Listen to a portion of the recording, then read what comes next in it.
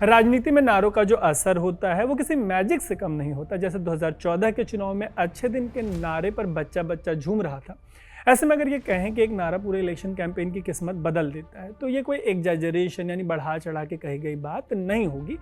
नारों के मामले में यही हाल देखने को मिला। राजस्थान से छत्तीसगढ़ तक हाल ही में जो 5 राज्यों के विधानसभा चुनाव हुए थे, उनमें एक तरफ इन राज्यों में कहा जा रहा था कि कांग्रेस जीत सकती है, वहीं जब रिजल्ट आया तो मोदी की गारंटी का जो नारा था वो बाजी मार ले गया। ऐसे में इस स्टोरी में बात करेंगे कि कैसे 2014 से नारों के मामले में विपक्ष पर बीजेपी हावी रही है।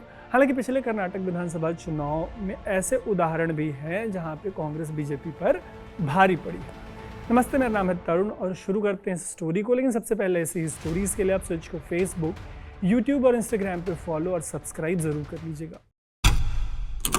आपको याद होगा कि 2004 में जब अटल बिहारी वाजपेयी एक बार फिर से पीएम बनने के कैंपेन पे निकले, तब इंडिया शाइनिंग का नारा उछाला गया था और सबको उम्मीद थी कि फिर से एनडीए की सरकार बनेगी और अटल बिहारी वाजपेयी एक बार फिर से देश के पीएम बनेंगे। लेकिन चौंकाने वाले नतीजों में मामला एकदम पलट गया और वाजपेयी पीएम नहीं बन पाए।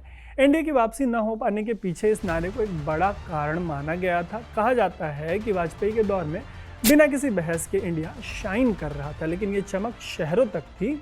ऐसे में रूरल वोटर तक ये चमक नहीं पहुंच पाई और इसकी वजह से बीजेपी को नुकसान झेलना पड़ा। लेकिन इसके ठीक 10 साल बाद कुछ नारों ने बीजेपी और देश की किस्मत बदल दी। हुआ ये था कि तब 10 सालों तक मनमोहन सिंह देश के पीएम रह चुके थे। इस बीच 2008 की वैश्विक मंदी ने दुनिया को हिला कर रख दिया था, जिसके बाद 2011 से ही देश में कथित करप्शन के खिलाफ इंडिया अगेंस्ट करप्शन के बैनर तले अन्ना हजारे और अरविंद केजरीवाल का एंटी करप्शन कैंपेन चल रहा था।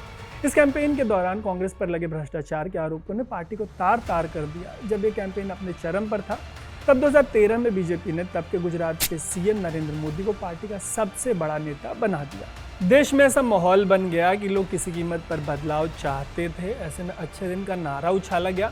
इस नारे के कोर में मैसेज ये था कि यूपीए की सरकार जाने वाली है, कांग्रेस वाली, और अच्छे दिन आने वाले हैं। कांग्रेस पर भ्रष्टाचार से लेकर महंगाई तक के जो आरोप लगे थे उन्हें भी नारों में पिरो दिया गया। सबको मोदी सरकार के साथ जोड़ दिया गया। जैसे बहुत हुआ भ्रष्टाचार, अब की बार मोदी सरकार।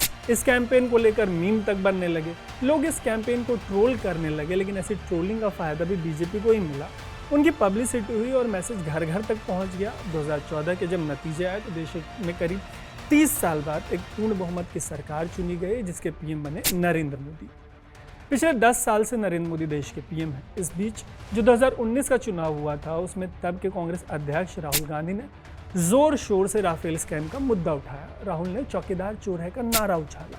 पुलवामा हमले के बाद चुनाव में पूरी तरीके से राष्ट्रवाद का मुद्दा हावी था। ऊपर से बीजेपी ने राहुल के इस नारे को सिर के बल खड़ा कर दिया। बीजेपी ने नारा उछाला, मैं भी चौकीदार। राष्ट्रवाद के साथ इस नारे ने बीजेपी के कैंपेन को बहुत मजबूत करने का काम किया। इतना मजबूत कि बीजेपी अपने बूते पहली बार लोकसभा में 300 सीटों का आंकड़ा पार करने में सक्सेसफुल रही।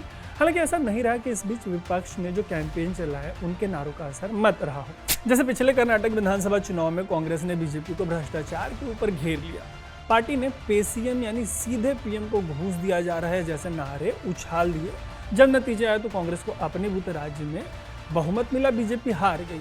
यही हाल 2015 से दिल्ली में रहा है। अरविंद केजरीवाल की आम आदमी पार्टी के दिल्ली में तो केजरीवाल और फिर एक बार केजरीवाल जैसे नारों ने यहाँ बीजेपी और कांग्रेस को जमीन तलाशने पर मजबूर कर दिया है।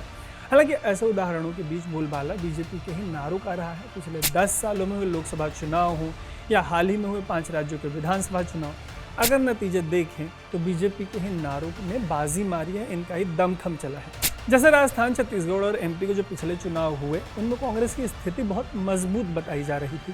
लेकिन इन चुनावों में बीजेपी ने मोदी की गारंटी का नारा उछाल दिया। नारे का असर ऐसा हुआ कि कांग्रेस छत्तीसगढ़ जैसा वो राज्य भी नहीं बचा पाई जहां वो सबसे मजबूत बताई जा रही थी। 2024 के चुनाव में बीजेपी के जो तमाम नारे हैं उनमें मोदी की गारंटी एक बड़ा नारा है। आपको क्या लगता है, इस बार किसके नारे बाजी मारने में सफल होंगे? कमेंट बॉक्स में ज़रूर बताइएगा।